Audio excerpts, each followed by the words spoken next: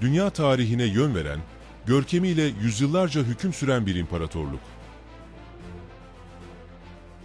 Roma İmparatorluğu'nun küçük bir yerleşimden devasa bir imparatorluğa dönüşme hikayesi, savaşlarla, kahramanlarla ve entrikalarla doludur.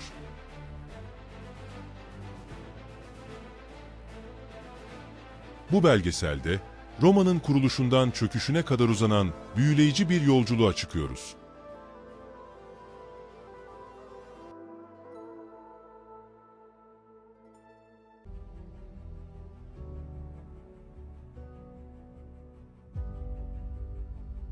Efsaneye göre, Roma M.Ö. 753 yılında Romulus ve Remus adlı ikiz kardeşler tarafından kuruldu.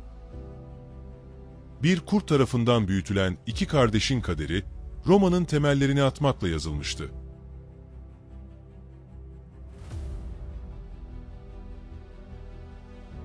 Ancak, kardeşler arasındaki rekabet Romulus'un Remus'u öldürmesiyle sonuçlandı ve Roma adını Romulus'tan aldı.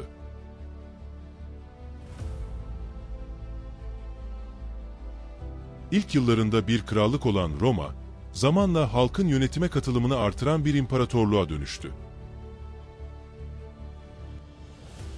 Roma'da hayat, doğduğunuz sınıfa bağlıydı. Soylular, Roma'nın elit kesimini oluştururken, sıradan halk, günlük işlerle meşguldü.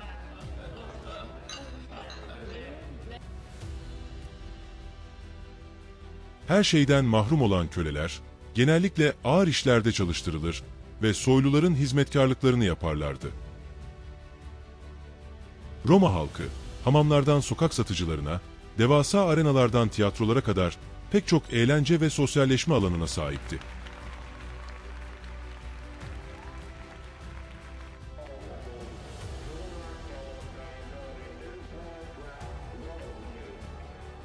Zenginler villalarda yaşarken, fakirler dar ve kalabalık evlerde hayatlarını sürdürüyordu.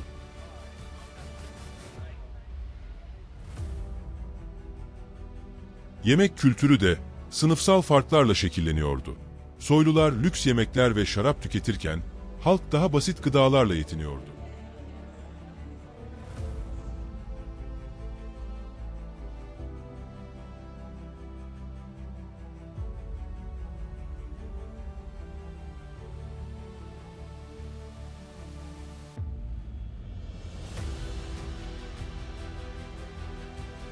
Eğlenceler arasında gladyatör dövüşleri, arena gösterileri ve dini festivaller önemli yer tutuyordu.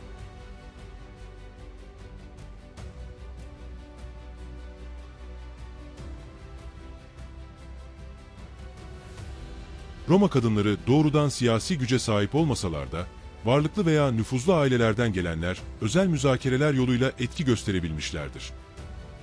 Eğitim, genellikle zengin ailelere özel olup, çocuklar okuma yazma ve diğer bilimleri öğreniyordu. Roma döneminde arenada düzenlenen gösteriler, hem halkın eğlencesi hem de politik bir araç olarak önemli bir yer tutuyordu.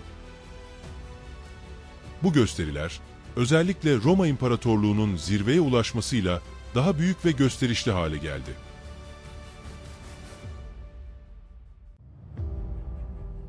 Gladyatör dövüşleri, Roma İmparatorluğu'nun simgelerinden biriydi.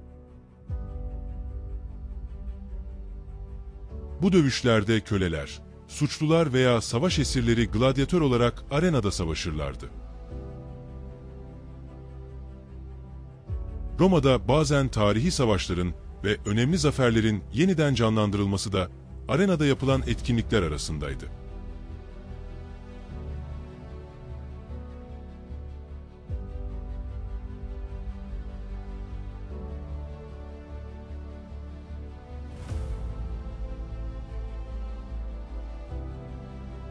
Tüm bu gösteriler, Roma halkının eğlenmesini sağlamakla kalmaz, aynı zamanda imparatorların, üst sınıfların gücünü ve Roma'nın büyüklüğünü halk arasında pekiştirirdi.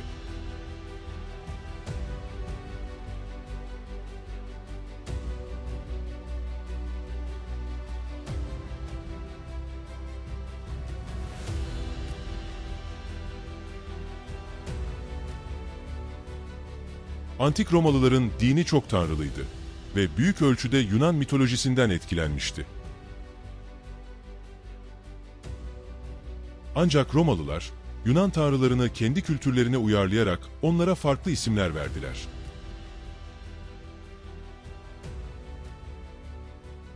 Örneğin, Yunan tanrılarının en büyüğü olan Zeus, Roma'da Jüpiter olarak bilinirdi. Olimpos'un en güçlü tanrısı olarak kabul edilirdi. Aynı şekilde, Romalılar için Jüpiter de en yüce tanrıydı ve devletin koruyucusu olarak görülüyordu. Roma'nın en büyük tapınaklarından biri olan Jupiter Optimus Maximus Tapınağı bu tanrıya adanmıştı. Romalılar, doğa olaylarını, insan karakterlerini ve toplumsal yapıyı temsil eden birçok tanrıya tapıyordu.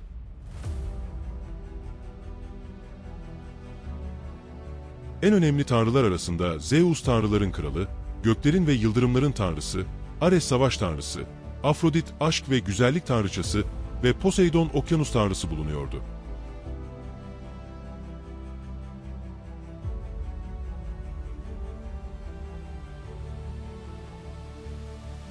Jules Caesar, Roma tarihinin en bilinen imparatorlarından biridir. Milattan önce 100 ve 44 yılları arasında yaşamış olan Caesar, Roma İmparatorluğunda büyük bir politik ve askeri figürdür. Caesar, özellikle Galya seferiyle tanınır. Galya'da kazandığı zaferlerle Roma'nın sınırlarını genişletmiş ve Galya'yı Roma'ya katmıştır.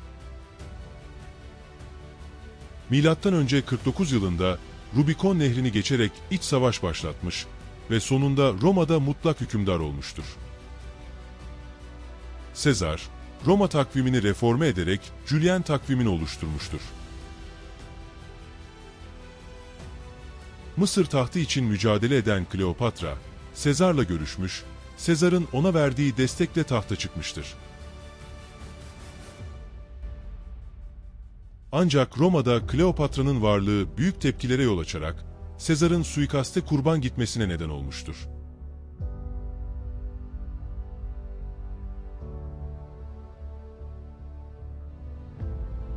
Kleopatra Mısır'a dönmüş ve Roma'nın güçlü generallerinden Marcus Antonius ile birlik olmuştur. Ancak Octavianus'a karşı verdikleri savaş yenilgiyle sonuçlanmıştır. Kleopatra esir düşmemek için intihar ederek hayatına son vermiş ve Mısır Roma'nın bir eyaleti haline gelmiştir.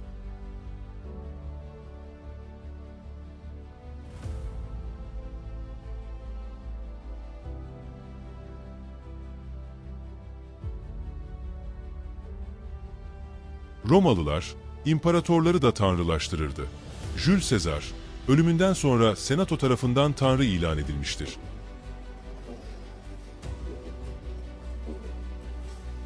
Augustus'tan itibaren birçok imparator, ölümünden sonra tanrı statüsü kazanmıştır.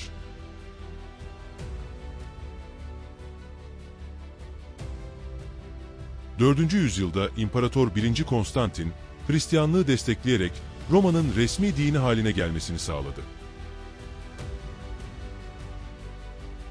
391 yılında 1. Theodosius, pagan tapınaklarını kapatarak Hristiyanlığı Roma'nın tek resmi dini yaptı ve geleneksel Roma dinine son verdi. Roma dini, esnek ve çok tanrılı bir sistemden, devletin resmi desteğini alan tek tanrılı bir inanca evrildi. Pagan inançları, Roma'nın çöküşünden sonra bile Avrupa'nın farklı kültürlerinde izlerini bırakmaya devam etti.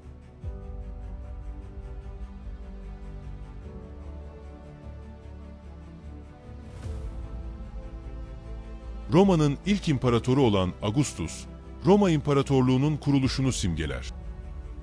Milattan önce 63 ve 14 yılları arasında yaşamıştır.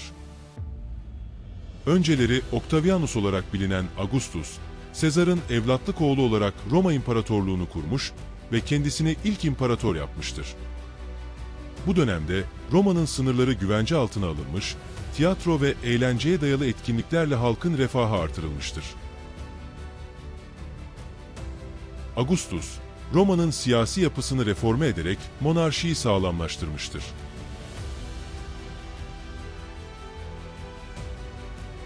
İmparator Trajan da Roma İmparatorluğu'nun altın çağının simgelerinden biridir ve milattan sonra 53 ve 117 yılları arasında yaşamıştır. Ayrıca Roma İmparatorluğu'nu en geniş sınırlarına ulaştıran hükümdar olmuştur. özellikle Romanya savaşlarında elde ettiği zaferle ünlüdür. Romanya topraklarını Roma topraklarına katmış ve imparatorluğun kuzey sınırlarını güvence altına almıştır.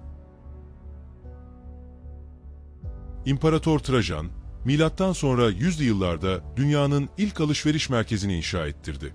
Trajan Pazarı olarak bilinen bu kompleks, 150'den fazla dükkanın bulunduğu çok katlı bir ticaret merkeziydi. Ayrıca Trajan Forumu ve Trajan Sütunu gibi büyük yapılar inşa ettirerek Roma'nın mimarisine büyük katkılarda bulundu.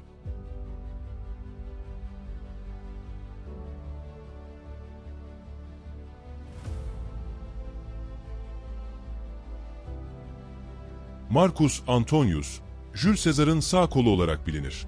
Sezar'ın öldürülmesinin ardından büyük bir güç mücadelesine girişmiştir.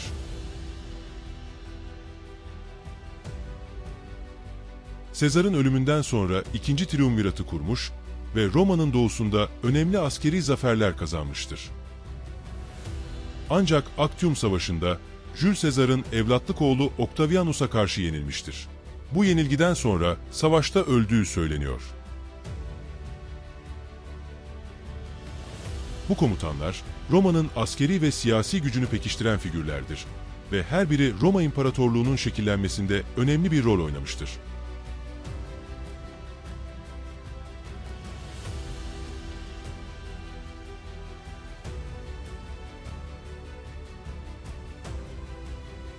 Roma, sadece savaşçılarıyla değil, mimarisiyle de büyüleyici bir medeniyetti.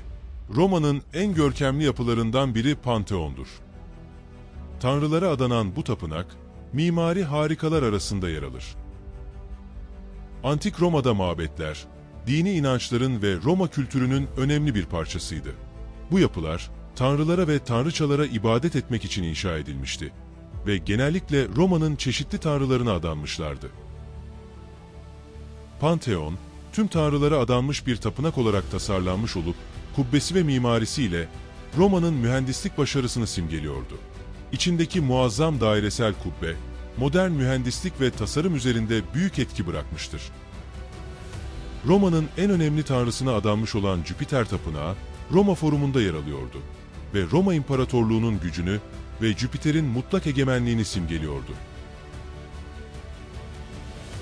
Augustus tarafından zaferi simgeleyen bir tapınak olarak yapılan Mars Ultor Tapınağı, M.Ö. 2. yüzyılda inşa edilmişti ve özellikle Augustus'un zaferlerini kutlamak için önemli bir yapıydı. Antik Roma'daki mabetler, yalnızca dini anlam taşımakla kalmaz, aynı zamanda Roma'nın politik ve sosyal yapısını da yansıtan yapılar olarak önemli bir yer tutarlardı. Bu tapınaklar, Roma'nın gücünü ve zenginliğini simgeliyor, halkın tanrılarla olan bağını güçlendiriyordu.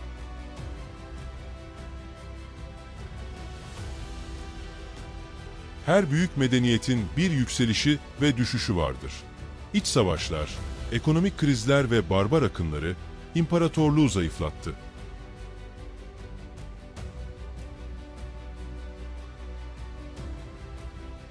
...476 yılında Batı Roma İmparatorluğu'nun çöküşü, bir devrin sona erdiğini ilan etti. Ancak Roma'nın mirası yok olmadı. Hukuk sisteminden mühendisliğe, sanattan devlet yönetimine kadar birçok alanda Roma'nın izleri günümüzde hala yaşamaya devam ediyor.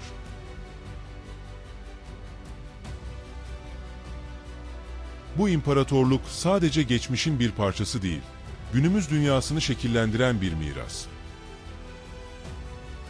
Bu görkemli medeniyetin hikayesi, binlerce yıl sonra bile anlatılmaya devam edecek.